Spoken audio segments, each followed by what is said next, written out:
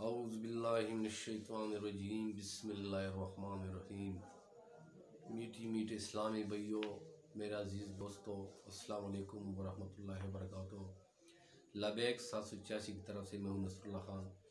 मेरे दोस्तों, अगर आप दोस्त में से कोई नया है और उसने मेरे इस्लामी चैनल लबैक 786 को सब्सक्राइब नहीं किया तो बराए मेहरबानी इसको सब्सक्राइब करें और बेल आइकॉन की बटन को ज़रूर दबाएं ताकि हमारे हल आने वाली नई वीडियो आप तक ज़रूर पहुँचे, जल्दी पहुँचे।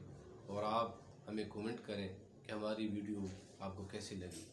मेरे दोस्तों, एक खूबसूरत हदीस है। अक्सर देखा गया है कि जब कोई औरत फौत हो जाती है तो उसमें कोई भी रिश्तेदार उसमें उतर जाता है उसको दफनाने के लिए, नहीं उसके बारे में उसने कोई जान पूछ नहीं की होगी कि मुझे क्या करना चाहिए क्या नहीं करनी। इन चीज़ों में हम बहुत पीछे रह चुके हैं। हदीस मुबारक है कि कब्र में कौन उतरे और वो भी औरत की कब्र में। मेरे इस्लामी भाइयों, बुखारी शरीफ, सही बुखारी शरीफ सफ़ा नंबर 505 और बाब नंबर 854 में हदीस मुबारक है। मोहम्मद बिन अला फानी बिन सुलेमान हलाल बिन अली उन्स से रवायत करते हैं कि हम नबी करीम सल्लल्लाहु अलैहि वसल्लम की साहबजादी के जनाजे में शरीक हुए।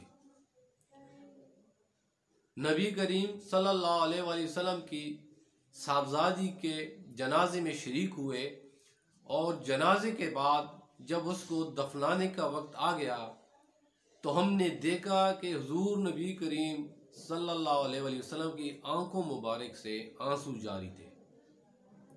आप हुजूर नबी करीम सल्लल्लाहु अलैहि वसल्लम ने फरमाया कि तुम में से कोई ऐसा शख्स है कि जिसने रात को अपनी बीवी से सोहबत ना की हो।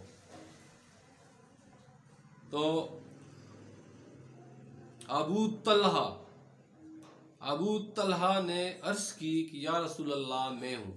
तो नबी करीम सल्लल्लाहु अलैहि वसल्लम ने फरमाया कि अबू तलहा, तुम मेरे साहबजादी को दफना दो।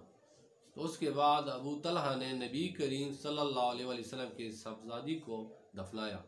इसका मतलब यही हुआ, नबी करीम सल्लल्लाहु अलैहि वसल्लम की सुन्नत के मुताबिक ये है कि जिस बंदे ने रात को अपनी बीवी से सोहबत की है वो बंदा किसी भी रिश्तेदार खातून को कब्र में दफना नहीं कर सकता। साफ ज़ाहिर है। मेरे दोस्तों, इंशाअल्लाह आइंदे वीडियो के साथ दोबारा हाजिर होऊंगा। अगर हमारी ये वीडियो अच्छी लगी हो तो इसको शेयर भी करें, सदका जारिया है, और लाइक करें और हमारे चैनल को सब्सक्राइब करें। अस्सलाम वालेकुम वरहमतुल्लाहि वबरकातुहू।